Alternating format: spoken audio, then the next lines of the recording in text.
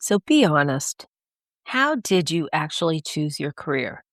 Were you one of those early bloomers or old souls who always knew what you wanted to do with your life? Or did you inherit a career or somehow end up here as a series of fortunate or unfortunate events? Think about the real story, not the version you tell in interviews, not the polished answer, but the real answer. And you might have to go back a ways to think about how the idea started and grew in your mind and ended up with you in the career that you're doing today. If your answer is, I don't know, or it just happened, you're not alone. But that's exactly the problem because most people didn't actually choose. They inherited, they defaulted, they followed the most obvious path available at the time. They did what was expected of them or unexpected circumstances led them into a strange niche or area of expertise that they decided to just go down that rabbit hole on and build an entire life on top of it. So here's the question I want you sitting with today. Did you choose your career or did you inherit it? And more importantly, would you choose it again, knowing who you are now? Welcome to the Bold Life School, the show that empowers you to elevate your life and to step into your full potential. I'm your host, Jameson, and this is where ambition meets authenticity, where you'll find the tools and inspiration to grow, evolve, and thrive. Each week, we dive into powerful topics that challenge the status quo, whether it's to break through limiting beliefs, navigate life's transitions, or embrace the bold moves that push you beyond your comfort zone. Now let's get into today's episode.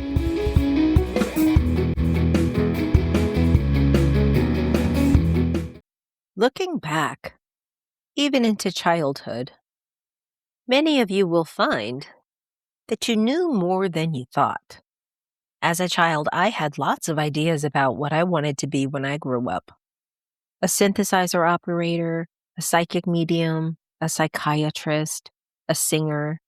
I used to play school in my basement, where I was the teacher, of course, checking off assignments of invisible students around me. At that time, it probably looked random, just a kid playing with whatever toys she had around. Scattered, unrealistic, but it wasn't. What I didn't realize then, and what most people don't realize, is this. Your early desires weren't random. You were revealing patterns about your identity, about your personality, expression, insight, creativity, curiosity about people, a desire to lead, to organize, to understand. Those weren't fantasies, they were signals. And most of us were never taught how to read them properly. So pause for a second. What did you want before the world told you what was realistic? What patterns existed across your early interests? What part of you got edited out? Because it didn't disappear, it just got buried under practicality. I personally went through a whole bunch of different loops trying to figure out where my career would lead, but I certainly could see my early love of books and teaching as it translated into becoming a teacher and a lifelong reader. As I got closer to college, I made what felt like a logical choice. I went to the University of Iowa, my home state. The decision wasn't deeply examined. It was available. It was the best option I saw for what I wanted to do. It was familiar. It was accepted.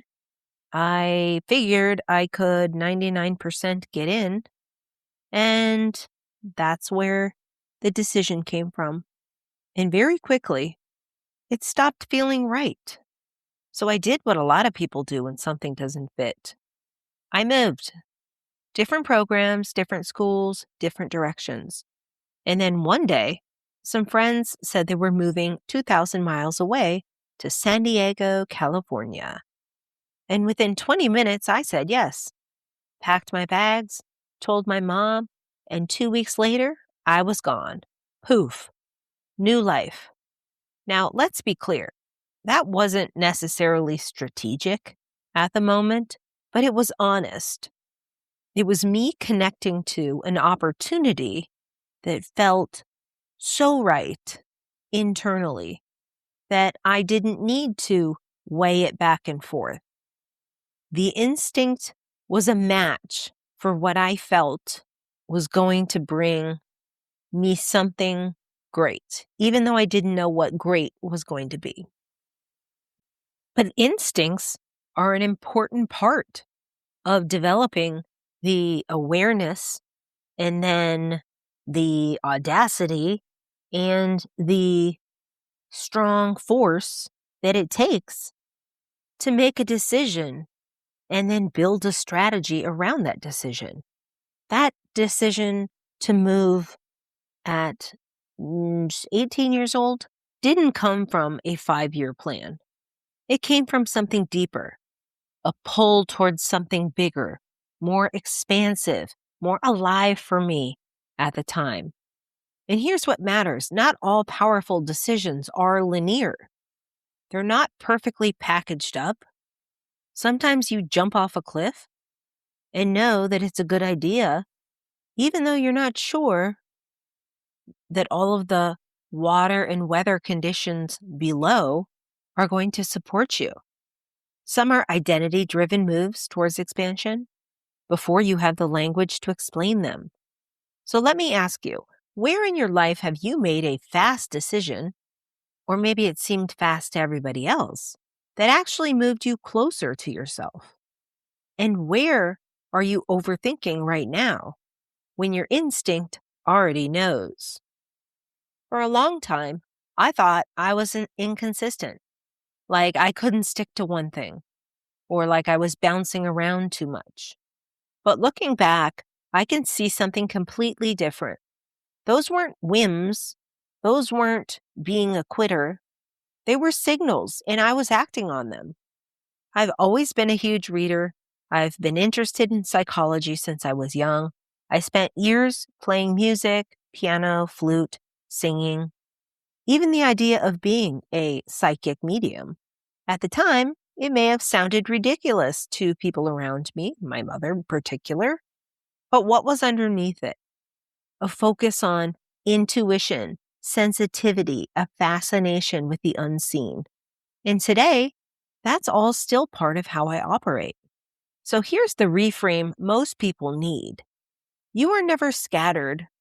You were never lost.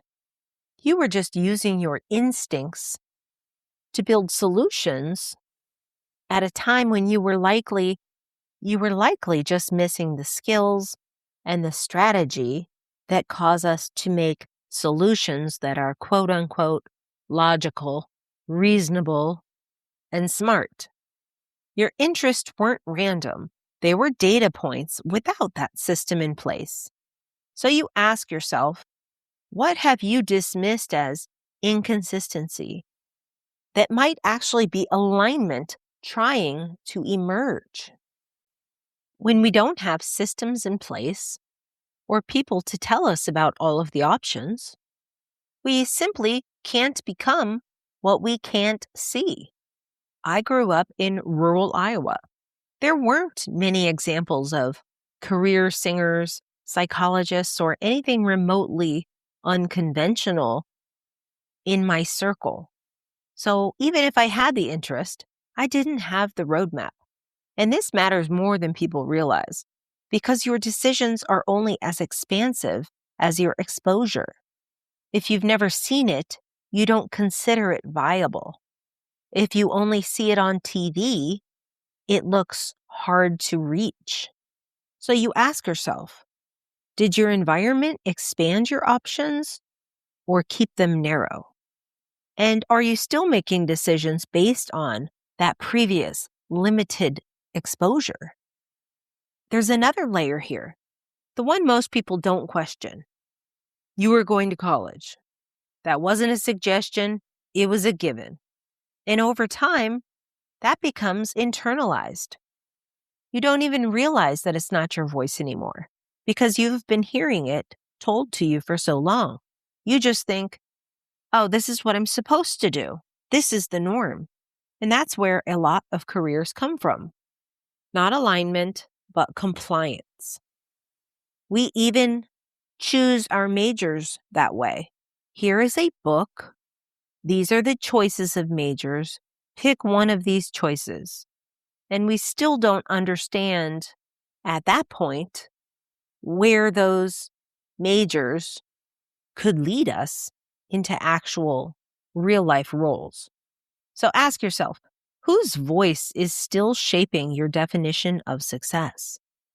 And where are you performing stability instead of pursuing alignment with who you want to become and how you want to live your life? We were all sold a version of success. Pick a path, stick with it, retire someday, and then you can enjoy your life later. That model worked for a long time in a very different world. But today, jobs change, industries shift, opportunities expand overnight, and they also completely disintegrate overnight. I've worked in some really strong companies. I've seen massive downsizing and restructuring result in many highly competent professionals being let go after years of loyalty to these companies. We like to pretend our teams are like family, but companies don't operate like family. They operate like businesses. And the minute the business needs to downsize, that need will be prioritized, while the family members are asked to leave their computer and take their box of tchotchkes and personal effects along with them out the door. And yet people are still making decisions like they only get one shot. So they stay as long as they can. They hope not to be made redundant, even when the job doesn't fit anymore. So ask yourself, are you staying because it's right or because it's familiar? As much as we want to maintain a stable, safe, and comfortable life, there always comes a point where we experience identity drift or change, evolution, growth. Here's what's actually happening. You've changed. You're not the same woman you were at 18 or 22 when you picked your career. Your standards have evolved. Your interests have expanded. What brings meaning and fulfillment has shifted.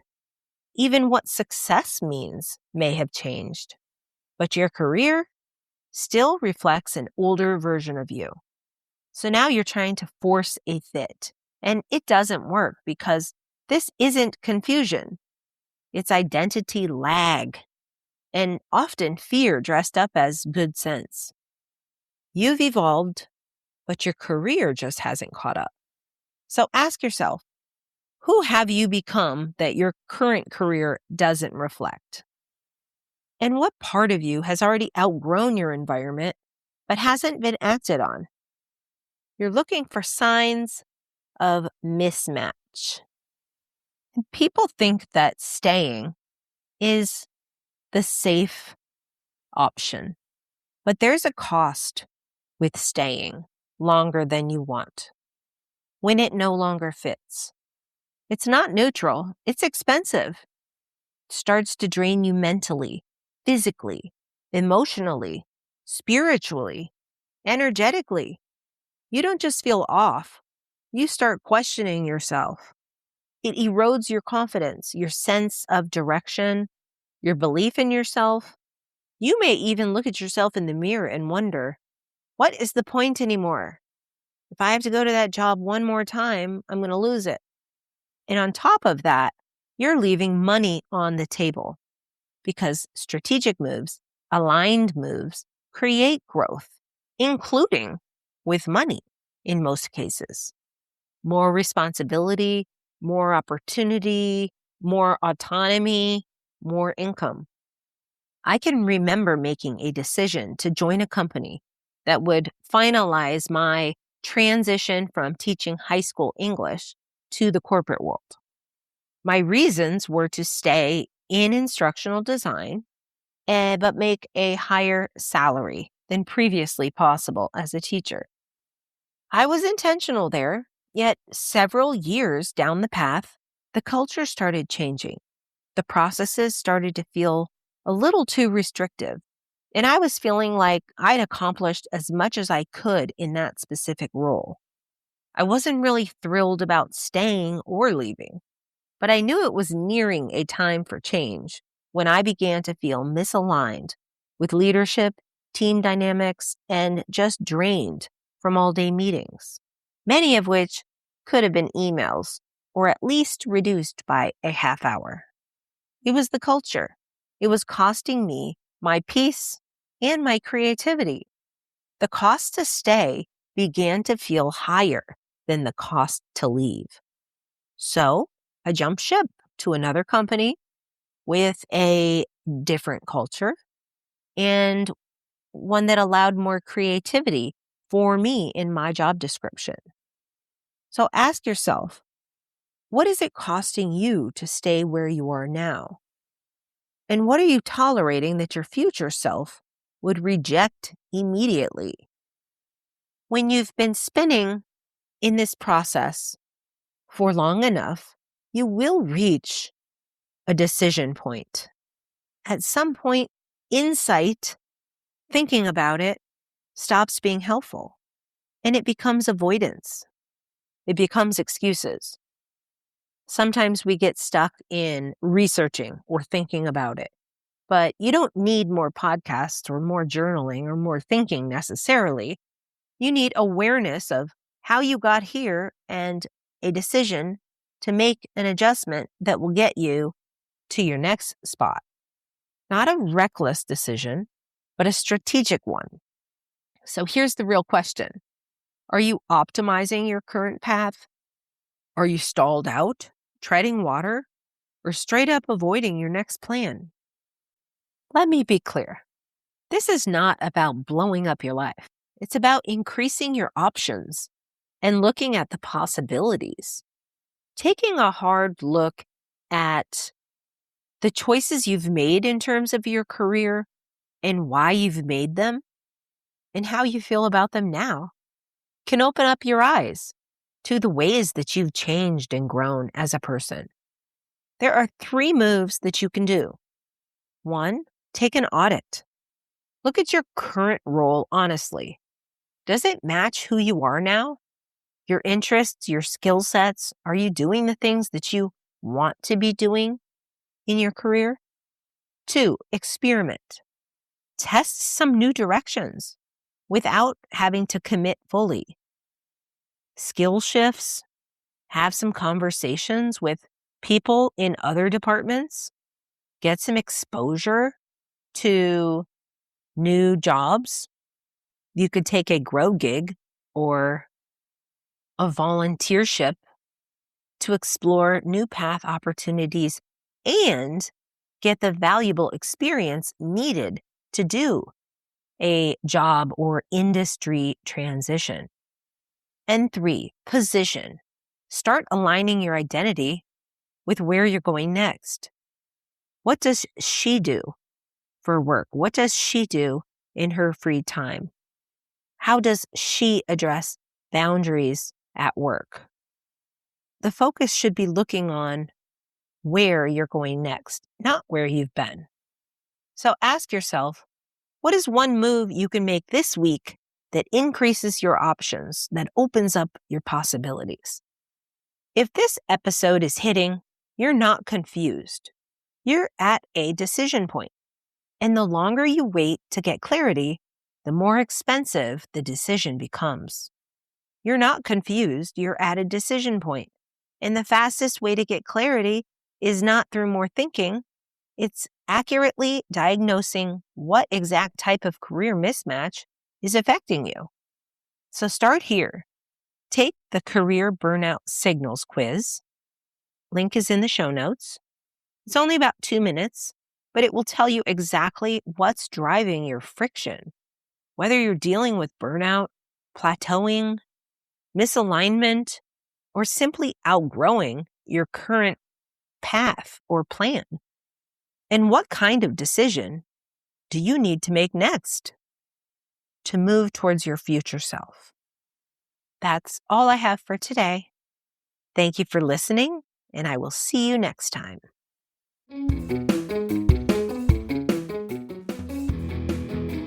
If you enjoyed today's episode, head over to theboldlife.coach for more resources, join our community, and start living your boldest life today.